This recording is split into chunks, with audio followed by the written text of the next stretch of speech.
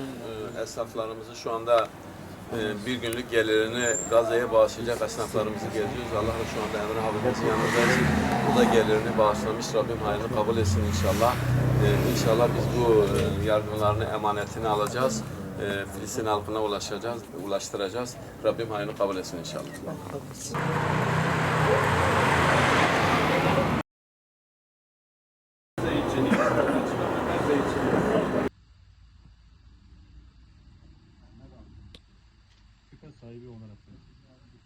Adana'nın Seyhan ilçesinde bulunan Kıbrıs Caddesi esnafları Gazze'de yaşanan soykırıma sessiz kalmayarak duyarlılık örneği sergiledi.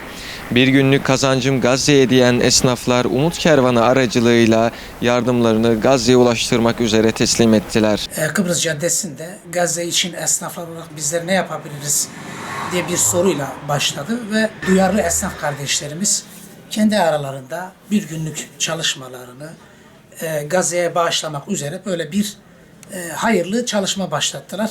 Biz de bu çalışmaya katıldık. Umarım bereketli olur ve Gazze'ye en azından bir nebze de olsa katkımız olur diye düşünüyoruz. Yardımlarımızı Umut Kervanı aracılığıyla, zaten Umut Kervanı Gazze'de, Filistin'de bir takım hayır çalışmaları yapıyor. Bu çalışmaları da biz kendilerine tevdi edeceğiz. Onlar artık orada mutlaka gereken şeyleri yapacaklardır. Hazreti Peygamber Aleyhisselam'ın bir hadisi şerifi var malumunuz olduğu üzere. Müminler bir bedenin azaları gibidir. Bir aza sancı çekince bütün aza sancı çeker. Eğer bu sancıyı taşıyabiliyorsak, ki müminler olarak bu sancıyı taşımak durumundayız, o halde bu sancıyı paylaşacağız. Bu sancımızı dindirmek için bir nebze de olsa oraya, onların yaralarına bir merhem olmak için herkesin topyekün bu çalışmaya katılması gerekir. Yani böyle belirli esnaflar değil de belki Adana'nın geneline, bunun hatta Türkiye'nin geneline yayılması gerekir diye düşünüyorum. Umarım bu çalışmalar örnek alınıp diğer esnaf kardeşlerimiz de bu konuda gereken duyarlılığı gösterirler. Ya çok memnunuz yani bu çalışmadan dolayı. Kıbrıs Caddesi esnafı olarak çok memnunuz.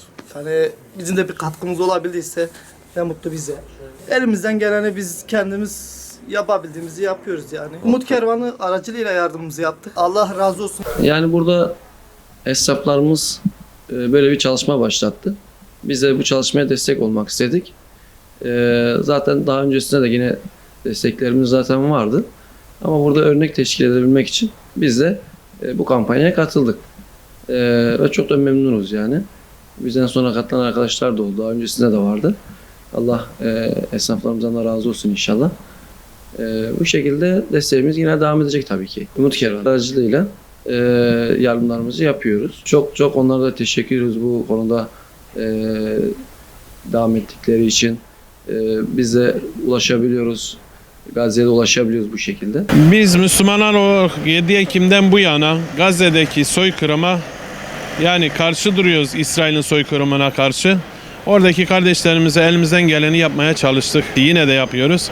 Ama Kıbrıs Caddesi esnafları olarak biz daha güzel bir şekilde nasıl oradaki kardeşlerimize yardımcı olabiliriz düşüncesiyle bir günlük kazancımız Gazze sloganıyla buradaki esnaf arkadaşlarımız bu çalışmaya katkı sağladılar.